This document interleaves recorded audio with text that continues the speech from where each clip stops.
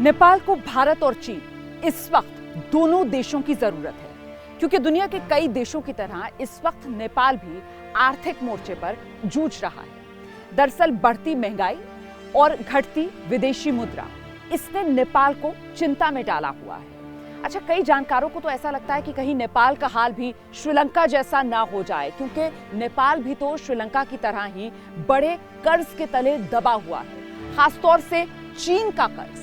तो ऐसे में अपनी अर्थव्यवस्था को सुधारने के लिए भारत के साथ अच्छे कारोबारी रिश्ते रखना नेपाल की जरूरत है।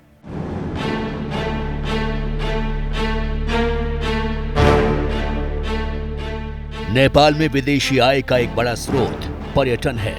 सालाना लाखों पर्यटक नेपाल जाते हैं। इसमें भारत और चीन दोनों देशों के पर्यटक बड़ी संख्या में शामिल हैं। लेकिन कोरोना की वजह से इसमें इतनी बड़ी गिरावट आई है कि उनके विदेशी मुद्रा भंडार खाली हो गए हैं। कम होते विदेशी मुद्रा भंडार और गिरती अर्थव्यवस्था के बाद नेपाल सरकार ने अप्रैल महीने की शुरुआत में सेंट्रल बैंक के गवर्नर महाप्रसाद अधिकारी को निलंबित कर दिया था।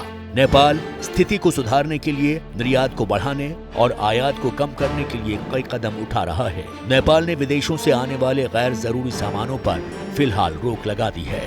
जब नेपाल की अर्थव्यवस्था में आयात निर्यात की बात करते हैं तो नेपाल के लिए दो ट्रेड पार्टनर बहुत महत्वपूर्ण हो जाते हैं। पहला भारत और दूसरा चीन। इसकी वजह है कि नेपाल करीब 62% विदेशी व्यापार भारत से करता है और करीब 14% चीन से। बाकी 24% अन्य देशों से करता है। अगर नेपाल के आयात के आंकड़ों को देखें तो नेपाल विदेशों से कुल जितने रुपए का सामान खरीदता है उसमें करीब 70% भारत से आता है। साल 2019-20 में नेपाल ने भारत से करीब 620 करोड़ डॉलर का माल खरीदा, जबकि नेपाल ने चीन से करीब 149 करोड़ डॉलर का सामान खरीदा।